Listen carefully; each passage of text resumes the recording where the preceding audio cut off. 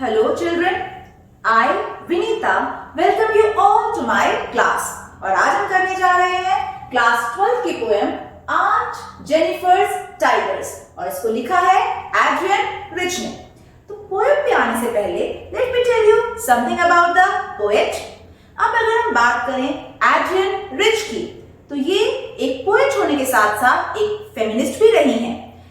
Adrian rich एक American lady poet है और साथ में ही फेमिनिस्ट भी रही हैं। अब बच्चों फेमिनिस्ट क्या होती हैं?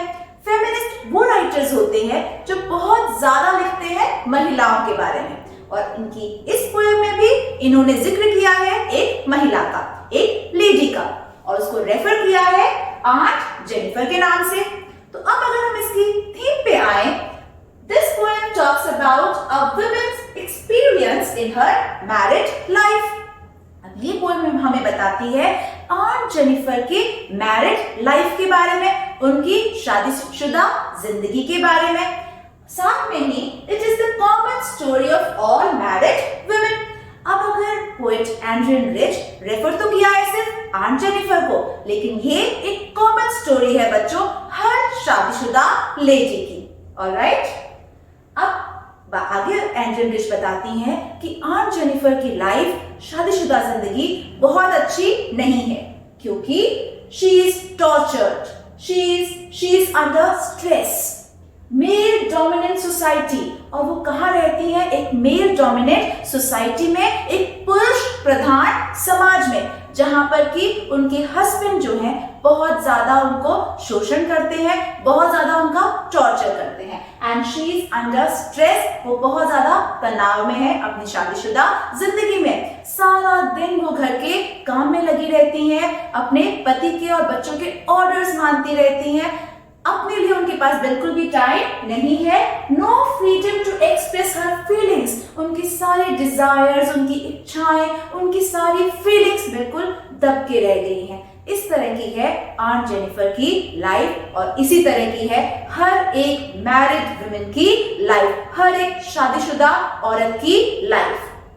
लेकिन साथ में ही उन्होंने बताया है, एक कंट्रास्ट दिखाया है बच्चों। अब कंट्रास्ट क्या होता है? एक विपरीत स्थिति, एक ऑपोजिशन की बात करी है पोएट ने। इसके साथ में ही she is telling, Adrienne Rich बताती है, inner most desires of aunt Jennifer. जैसे मैंने आपको बताया था, शादीशुदा जिंदगी तो बहुत ज्यादा तनाव में है, लेकिन आंट जेनिफर के मन में बहुत सारे डिजायर्स हैं, बहुत सारी उनकी इच्छाएं हैं जो बिल्कुल दब के रह गई हैं।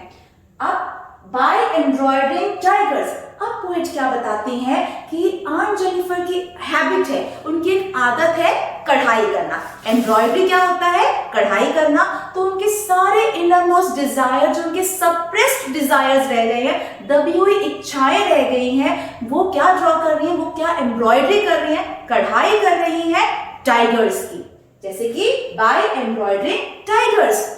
अब आप सोचोगे आंट जेनिफर का तो मैम ने बताया है बिल्कुल दबी हुई महिला है, बिल्कुल भी उसको फ्रीडम नहीं है, लेकिन देखो अंदर की इच्छा क्या है उसकी इच्छा है कि वो टाइगर्स की तरह अपनी लाइफ को जिए, टाइगर्स की तरह प्राउड फील करे और एक फियरलेस लाइफ को जीना चाहती है, जो कि उनको बिल्कुल भी अलाउड नहीं है because she is living in a male dominant society. जो उनके हस्बैंड है बहुत ज्यादा टॉर्चर उनको करते हैं। तो एक कॉन्ट्रास्ट दिखाया है किसके बीच में? Let me write children. A contrast is shown. Contrast का, as I told you the meaning, contrast means विपरीत, या हम बोल सकते हैं opposite meaning। तो बच्चों एक चीज जो आपको ध्यान रखनी है in the theme of this poem, वो है contrast। Alright? So what is contrast? Contrast होता है किसी भी चीज का ऑपोजिट चीज बताना, या किसी भी हम अगर विपरीत बातें करते हैं वही होता है कंट्रास्ट। अब यहाँ पे दो विपरीत बातें कौन सी करी गई है? Let me right.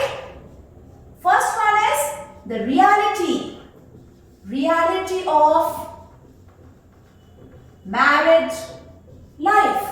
यहाँ पे एक वास्तविकता बताई गई है मैरिड लाइफ की। आंट जेनिफर की मैरिड लाइफ कैसी है? बहुत ही टॉर्चर्ड है, बहुत ज्यादा स्ट्रेस्ड में है वो, बिल्कुल भी खुश नहीं है, उनको कोई भी आजादी नहीं है कहीं जाने की, कुछ बोलने की या कुछ करने की। और कंट्रास्ट ऑपोजिट चीज क्या बताई गई है?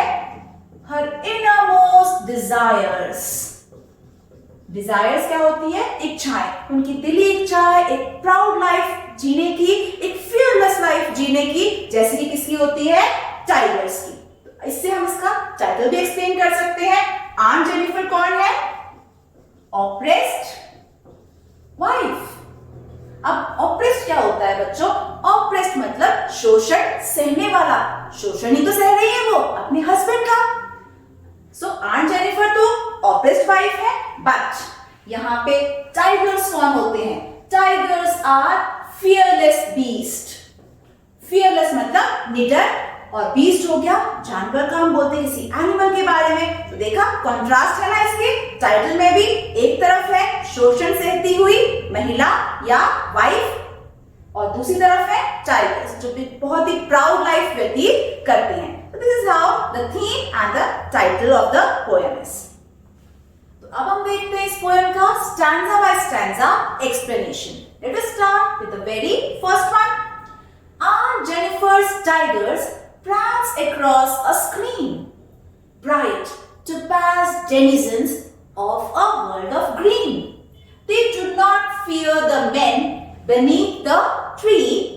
They pace in sleek chivalric certainty. अब देखो बच्चों, इस पूरी स्टैंजा में आपके बहुत सारे लिटरेरी डिवाइसेस भी यूज करे गए हैं। उसके साथ में मैं आपको बताती रहूंगी इसमें आए हुए इंपॉर्टेंट वर्ड मीनिंग्स। तो बच्चों keep jotting down the important word meanings, ठीक है? तो आपको साथ साथ इंपॉर्टेंट वर्ड मीनिंग्स इसके लिखते रहने हैं। So first one, Aunt Jennifer's tigers prance across a screen, bright topaz denizens of a world of green. तो सबसे पहले हम इसकी देखते हैं राइम स्कीम। अब राइम स्कीम हमें देख सकते हैं, लास्ट के दो वर्ड्स कौन से हैं? Screen and green. तो ऑब्वियसली इसकी राइम स्कीम क्या हो जाएगी? ए दो लाइंस की, देन ट्री एंड सर्टेनिटी, इसमें क्या हो जाएगा? बी। ऑलराइट, तो ये आपको ध्यान रखना है। राइम स्कीम जो है इस पोएम की वो क्या बनी है? A B. तो फर्स्ट स्टैंजा में हमने देखा है स्क्रीन एंड ग्रीन, तो ए दे दिया हमने इसको, ट्री एंड सर्टेनिटी बी। ये स्टैंजा हमारा हो गया ए बी। तो आप लिखते रहिए साथ साथ में। अब हम आते हैं फर्स्ट लाइन पे, Aunt Jennifer's tigers prance across a screen। अब prance का मतलब क्या होता है? prance मतलब होता है छलांग लगाना और जंप। तो यहाँ पे आंट जेनिफर, मैं आपको बता ही चुकी हूँ पहले, क्या कर रही है बच्चों? एक पैनल पे वुलन टाइगर्स बना रही है। वुल से टाइगर्स बना रही है। क्यों बना रही है? क्योंकि वो अपने इनर मोस्ट डिजायर्स, जो उनकी फीलिंग्स है, वो टाइगर्स के रूप में निकाल रही है। वैसे तो उनको अपनी जिंदगी में बिल्कुल भी फ्रीडम नहीं है, तो अपनी डिजायर्स, जो दबी हुई इच्छाएं हैं, वो टाइगर्स पे निकाल रही है कि मुझे ऐसी जिंदगी जीनी है, टाइगर की तरह प्राउड जिंदगी जीनी है। तो उनके टाइगर्स कैसे हैं? प्रांस, जंप करते हुए टाइगर्स को बना रही हैं। Bright topaz denizens of world of green. अब एक और वर्ड इसमें आया है, टू पास। और यहाँ पे फर्स्ट लाइन में स्क्रीन का मतलब क्या है? जो जिस पैनल पे, जिस कपड़े पे वो विलन टाइगर्स बना रही है, उसका मतलब ही क्या है? स्क्रीन। और टाइगर्स उन्हें कैसे हैं? जंप करते हुए टाइगर्स उन्होंने बनाए हैं, प्रांस करते हुए। ब्राइट टू पास, ब्राइट मतलब हम सब जानते हैं चमकते हुए। टू पास का मतलब यहाँ पे होता है एक येलो कलर का स्टोन, जैसे डायमंड होता है चमकता हुआ, वैसे ही येलो कलर का एक स्टोन होता है जो काफी ब्राइट चमकीला होता है। अब क्यों ये वर्ड यूज किया है? डेनिजन्स के लिए यूज किया है। अब डेनिजन्स क्या होते हैं? डेनिजन्स होते हैं किसी भी एरिया, पर्टिकुलर एरिया को बिलोंग करने वाले, मैन बोल सकते हैं या एनिमल्स। तो यहाँ पे डेनिजन्स किसके हैं? Of a world of green, वो बिलोंग करते हैं। कौन बिलोंग करते हैं? ऑब्वियसली हमने किसकी बात करी है? टाइगर्स की, जो कि वुल से एम्ब्रॉयडरी कर रही है Aunt Jennifer. Topaz denizen, topaz bright colours के हैं वो। डेनिसन्स रहने वाले हैं कहाँ के? World of green. अब वर्ल्ड ऑफ ग्रीन का मतलब होता है फॉरेस्ट। किसको बोला गया है? फॉरेस्ट को। तो दो लाइनों में आपको बिल्कुल समझ में आ जाना चाहिए कि आंट जेनिफर एक कपड़े पे वुल से, ऊन से कढ़ाई कर रही है, एम्ब्रॉयडरी कर रही है। And what she is embroidering? She is embroidering tigers who are prancing, jump कर रहे हैं, and they are very bright in colors। हम सबको पता है ना कैसे कलर होते हैं टाइगर के? ब्राइट येलो स्ट्राइप्स होती है ना, तो उसी तरह के येलो स्ट्राइप्स से बहुत चमकीले कलर है। And they are the denizens, वो रहने वाले हैं। टाइगर्स हम सब जानते हैं कहां पे रहते हैं? जंगल में। Alright, now let's come to the third one. They do not fear the men beneath the tree.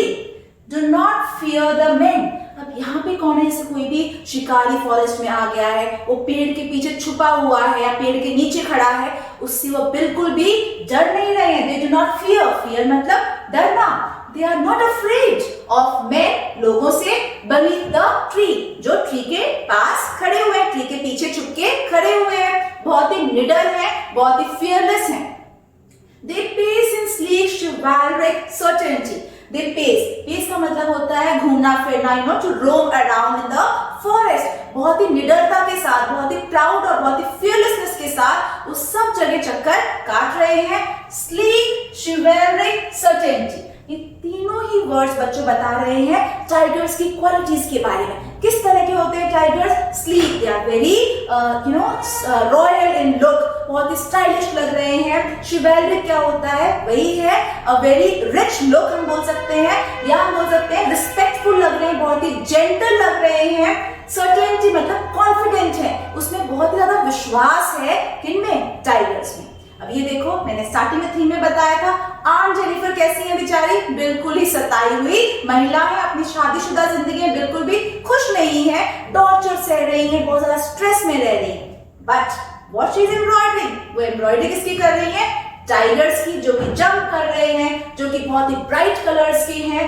World of green, उनका पूरे फॉरेस्ट पे एक राजा की तरह राज कर रहे हैं। दे आर नॉट फियर, वो बिल्कुल भी डर नहीं रहे हैं। And moreover they are sleek, chivalric, certainty, बहुत ही कॉन्फिडेंट है, बहुत ही ज्यादा रिस्पेक्टफुल है, और साथ में ही काफी रॉयल लुक आ रहा है उनमें, काफी रिच लुक आ रहा है उनमें, जहां पे वो चक्कर काट रहे हैं।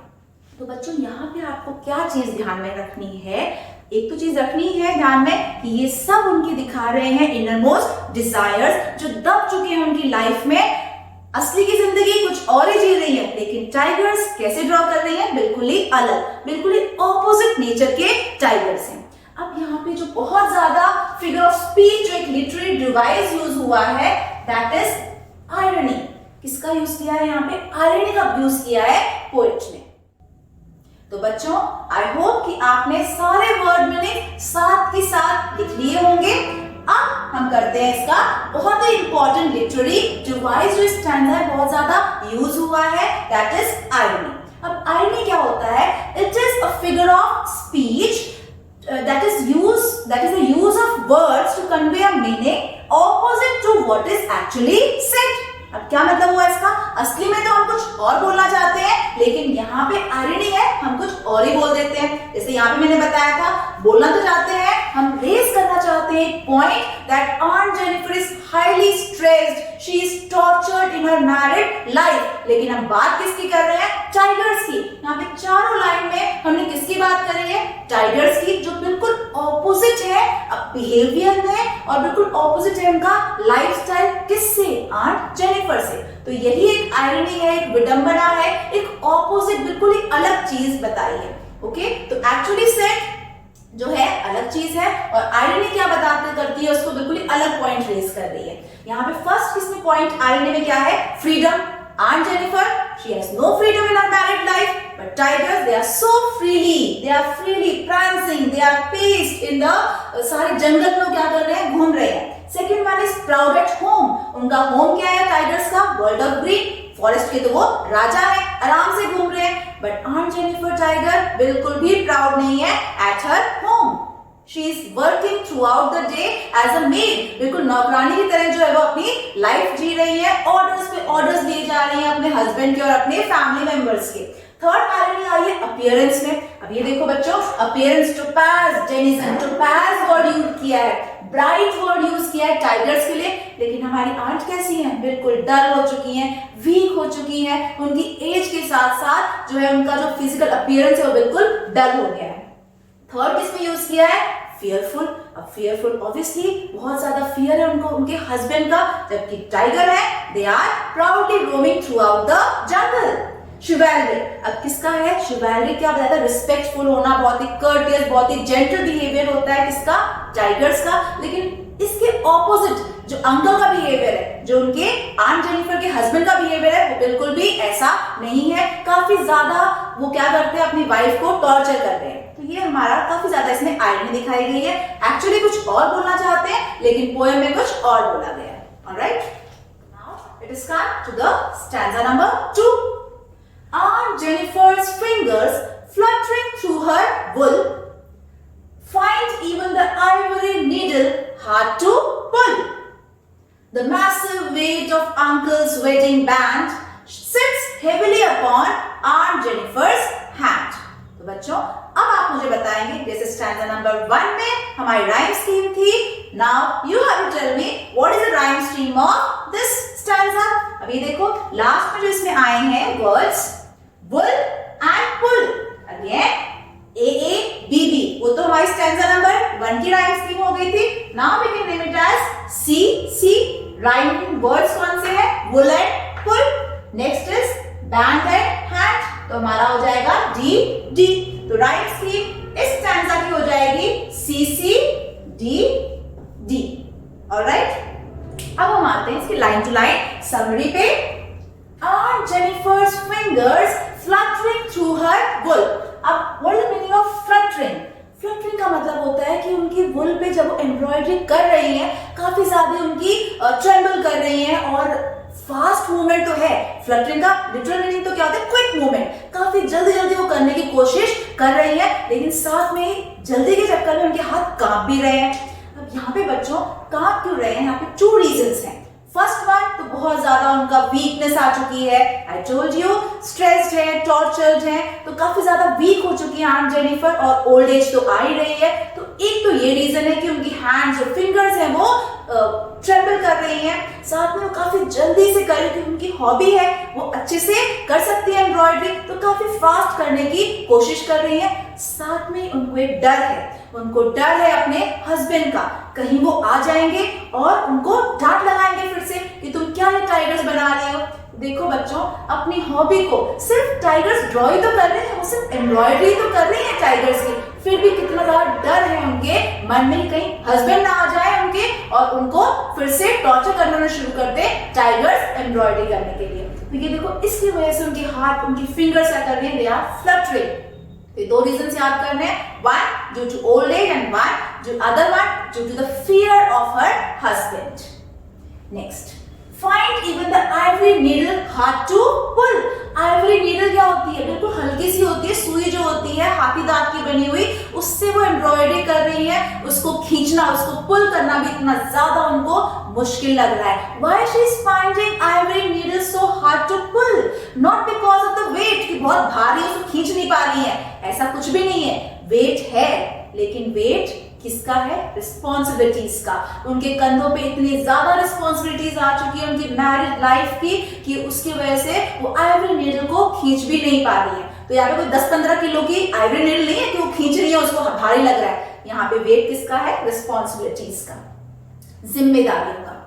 The massive weight of uncle's wedding band. अब ये देखो वेडिंग बैंड, यहाँ पे वेडिंग बैंड किसको बोला गया है? शादीशुदा जिंदगी को. अंकल रेफर किया है उनके हस्बैंड को, आंट जेनिफर के हस्बैंड को. किससे रेफर किया है? अंकल से. तो जो अंकल की शादी उनसे हुई है आंट जेनिफर की, उनका जो मैरिड वेडिंग बैंड है, जो उनका शादी का बंधन है, उसकी इतनी रिस्पॉन्सिबिलिटीज आ चुकी है. There are too many responsibilities on Aunt Jennifer shoulders कि वो बहुत ज्यादा क्या हो चुकी है? वीक अपने आप को फील कर रही है, बहुत ज्यादा वो स्ट्रेस में आ चुकी है. Sits heavily upon Aunt Jennifer's hand. अब यहाँ पे क्या है? हैंड का वही है, तभी तो उनको हार्ड लग रही है पुल करना. एक हल्की सी सुई को भी वो पुल नहीं कर पा रही है, इसी के रीजन की वजह से. Alright?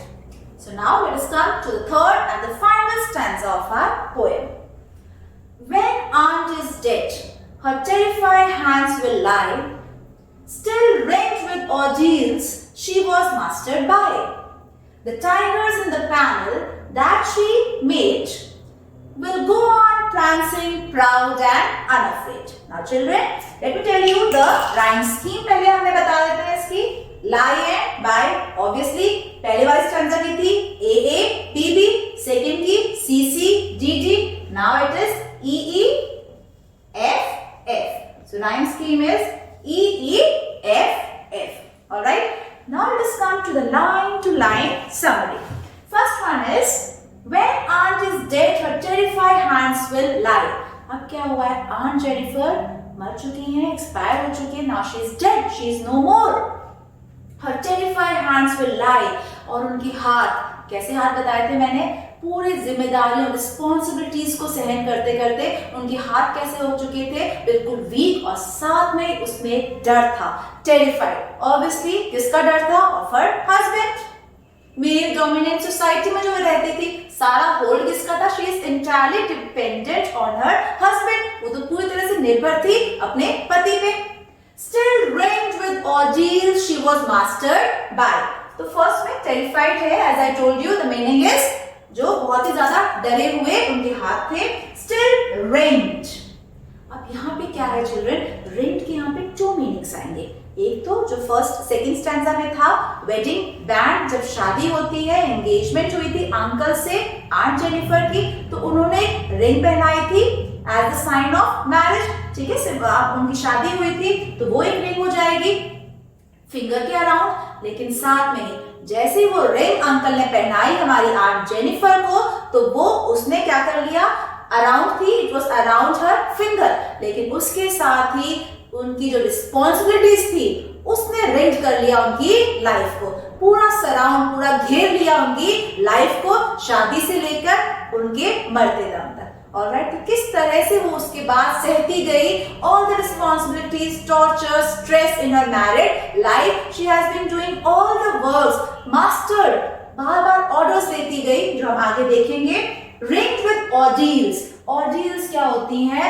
डेली रूटीन के जो हमारे वर्क होते हैं, and the difficult situations in life, जो अग्नि परीक्षा हम बोल सकते हैं सीधी सी भाषा में अगर हम बोले तो. कितनी दी होंगी सोचो आंट जेनिफर ने, राइट फ्रॉम द मैरिज से लेकर उनकी डेथ तक. तो इतने सारे ऑर्डील्स जो है वो कंप्लीट करती रही, फिर भी उन्होंने कभी कुछ नहीं बोला. अपने हस्बैंड के सामने कभी भी वो नहीं बोली. अपनी सारी जो इच्छाएं हैं, डिजायर्स हैं, वो उनके दबे के दबे रह गए.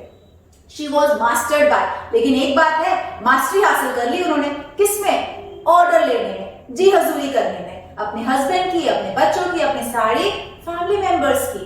तो देखो बच्चों, she is mastered by ordeals, she is mastered by all the orders.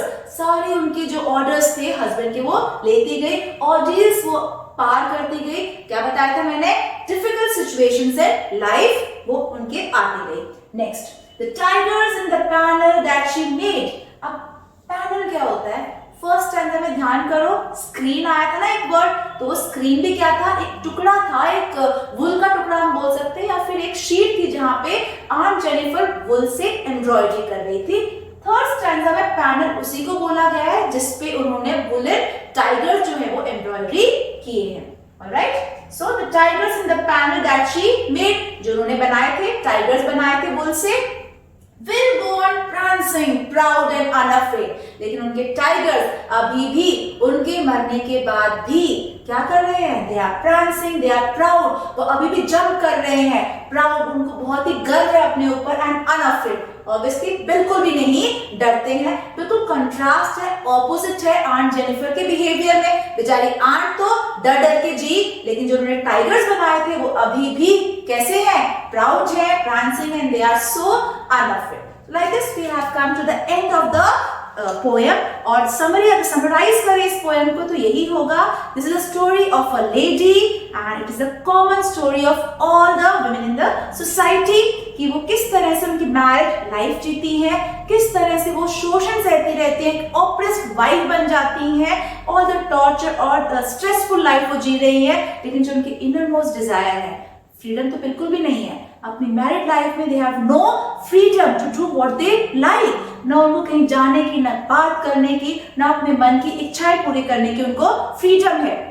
But All the women they have the innermost desire.